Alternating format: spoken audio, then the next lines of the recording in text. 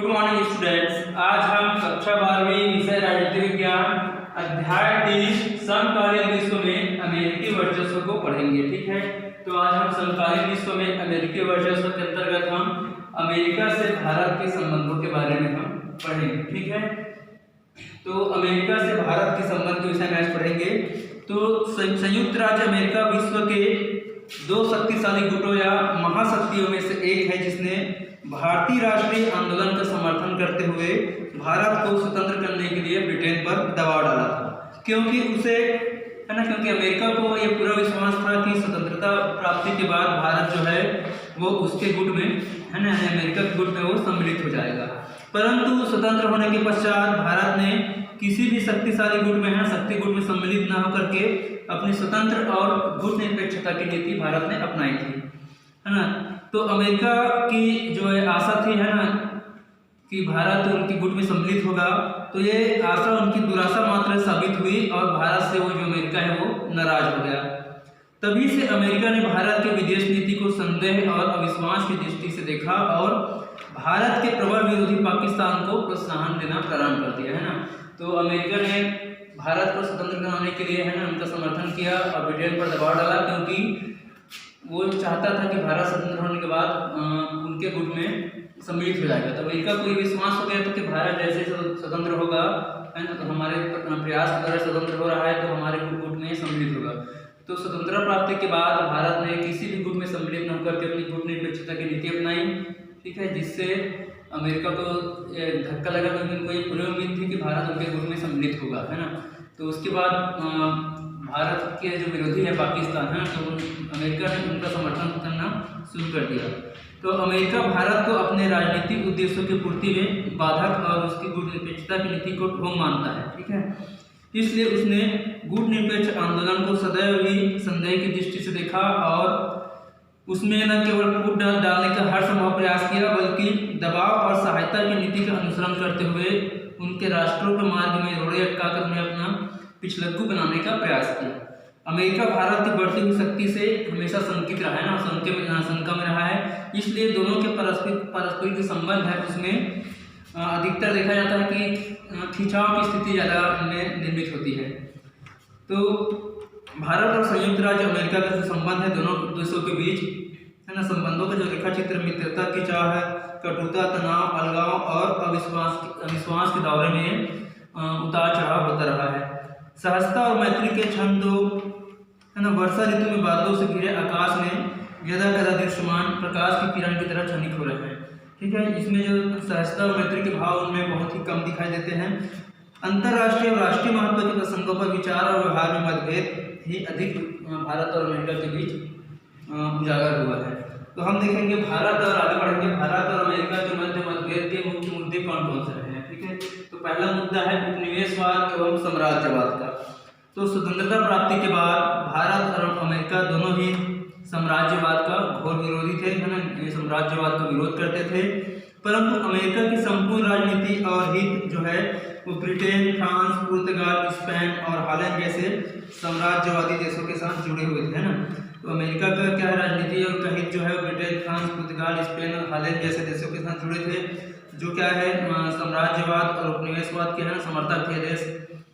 तो इस कारण अमेरिकी नेताओं ने उपनिवेशवाद और साम्राज्यवाद के जो निंदा और विरोध न करके प्रायः वो मौन धारण कर दिए थे। ठीक है, क्योंकि उनका संबंध उपनिवेशवादी और साम्राज्यवादी जो देश थे उनके साथ ज़्यादा गहरे संबंध थे, है ना। हालांकि वो उपनिवेशवाद एवं साम्राज्यवाद के, है ना, घोर विरोध करते थे, लेकिन उनका संबंध उन्हीं देशों के साथ जुड़ा हुआ था, इसलिए वो मौन रहते थे।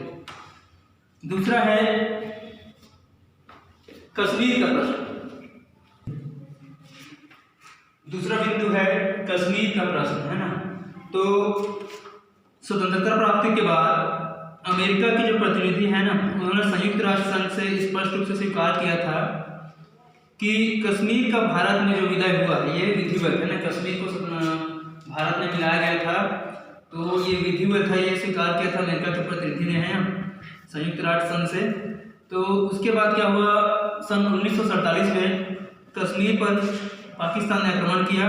तो इसके पश्चात भारत पाकिस्तान के विरुद्ध न्याय के उद्देश्य से जब 31 सितंबर सन 1947 को संयुक्त राष्ट्र की सुरक्षा परिषद में यह जो तो अमेरिका ने भारत का विरोध करते हुए पाकिस्तान का पक्ष लिया था, है ना। तो अमेरिका की इस भूमिका के कारण भारत और अमेरिका के, है ना, जो संबंध है उसमें कटुता पैदा हुई थी। तीसरा है सैनिक संगठन, ठीक है। तीसरा बिंदु है सैनिक संगठन। तो साम्यवाद के प्रसार को रोकने के लिए अमेरिका अंतर्राष्ट्रीय सैनिक संधिया और सैनिक संगठनों और समझौतों को अनिवार्य मानता था, जबकि भारत सरकार ने क्या नाटो, सीटो और अन्य जो सैनिक संगठन है उसका घोर विरोध किया। तो इस प्रकार सैनिक संगठन भी इन दोनों देशों के मध्य क्या हुआ, इन दोनों देशों के मध्य तनाव का एक कारण बना, है ना। अमेरिका क्या है सैनिक संगठनों को समर्थन करता था अमेरिका, और भारत इनका विरोधी था, तो ये भी इनके बीच कटुता का कारण रहा, है ना। चौथा है अमेरिका द्वारा पाकिस्तान के समर्थन एवं सैनिक सहायता। तो भारत और अमेरिका के मध्य तीव्र मतभेद का महत्वपूर्ण कारण ये रहा, है ना, अमेरिका द्वारा पाकिस्तान का समर्थन और उनकी सैनिक सहायता करने का। तो उसे आर्थिक मदद भी जो अमेरिका है वो पाकिस्तान को करता रहा है। तो सन 1965 और 1971 में भारत पाक युद्ध में पाकिस्तान ने अमेरिका से ही प्राप्त हथियारों का खुलकर प्रयोग किया था। इसके पश्चात भी अमेरिका पाकिस्तान को इस प्रकार की निरंतर और लगातार रूप से सहायता दे रहा है और भारत इसका विरोध कर रहा है।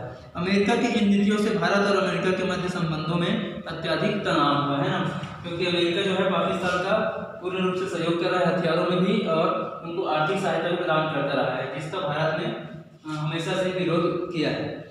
अगला बिंदु है भारत का रूस की ओर झुकाव, है ना। भारत का रूस की ओर झुकाव, तो भारत अमेरिका के संबंधों में जो तनाव का एक कारण ये भी है कि भारत का झुकाव रूस की ओर है। कंपूचिया के प्रश्न पर, अफगानिस्तान के प्रश्न और पोलैंड के प्रश्न पर भारत ने प्रत्यक्ष तथा परोक्ष रूप से रूस का समर्थन किया है। तो अमेरिका का यह आरोप है कि भारत रूस की अपेक्षा रूस के अधिक निकट है, ना। अमेरिका की अपेक्षा भारत रूस की ज़्यादा निकट है, अतः भारत के प्रति अमेरिका की वही दृष्टिकोण है जो रूस के जो गुट में सम्मिलित किसी देश के प्रति है, ठीक है। जैसे रूस के गुट को क्या है अमेरिका जिस दृष्टि देखता है, तो भारत हालांकि उसके गुट में नहीं है कि भारत को भी वो उसी तरह से देखता है, ठीक है। अगला है भारत की गुट निरपेक्षता की नीति, ठीक है। तो स्वतंत्रता के बाद भारत ने गुट निरपेक्षता की नीति अपनाई, मतलब वो भारत जो है वो किसी भी शक्तिशाली गुट में सम्मिलित नहीं हुआ। जैसे हम देखते हैं कि, है ना, द्वितीय विश्व युद्ध की समाप्ति के बाद विश्व में दो गुट बने हुए थे, सोवियत संघ और अमेरिका का, है ना। तो जो विश्व के जो देश थे वो लगभग सभी देश, है ना, दोनों शक्तियों के मध्य बटे हुए थे, लेकिन भारत ने अपनी गुट निरपेक्षता की नीति अपनाई, वो किसी भी शक्तिशाली गुट में सम्मिलित न होकर के अपनी स्वतंत्र नीति को उन्होंने अपनाया। तो स्वतंत्रता के बाद भारत ने गुट निरपेक्षता की नीति को अपनाया और विदेश नीति का उसको मूल आधार बनाया। तो भारत गुट निरपेक्ष राष्ट्रों का नेतृत्व करने में भी सफल रहा। तो भारत की इस नीति के कारण अमेरिका भारत को अपना प्रबल विरोधी मानता है ना, क्योंकि भारत उनके गुट में सम्मिलित नहीं हुआ और वो अपनी गुट निरपेक्षता की नीति में चलता रहा, तो ये एक उनके मध्य तनाव का कारण रहा। अगला है गोवा की समस्या, 7वां बिंदु हमारे गोवा की समस्या है। तो सन 1961 में गोवा को पुर्तगाल सरकार की अधीनता से मुक्त कराने के लिए भारत सरकार शांति और मैत्रीपूर्ण वार्ता के पक्ष में थी, है ना। सन 1961 में गोवा को जो है ना पुर्तगाल सरकार के अधीन था, तो उसको मुक्त कराने के लिए भारत शांतिपूर्ण और मैत्रीपूर्ण जो वार्ता करने के पक्ष में था, जबकि अमेरिका ने पुर्तगाल सरकार के पक्ष में भारत विरोधी रवैया अपनाया था। तो ये गोवा की, है ना, जो मुद्दा है, जो समस्या है, ये भी उनके बीच आपसी तनाव का कारण रहा। तो, है ना, तो ये हमने आज पढ़ा है कि भारत और अमेरिका के मध्य जो मुख्य मुद्दे हैं इनकी ये मुख्य बिंदु है ना। तो ठीक है स्टूडेंट्स, अगले वीडियो में हम आपको नेक्स्ट वीडियो में आगे का अध्याय पढ़ेंगे, है ना। आप ये अभ्यास का जो प्रश्न है पाठ के पीछे प्रश्न उत्तर को आप सॉल्व कर लेंगे। Thank you.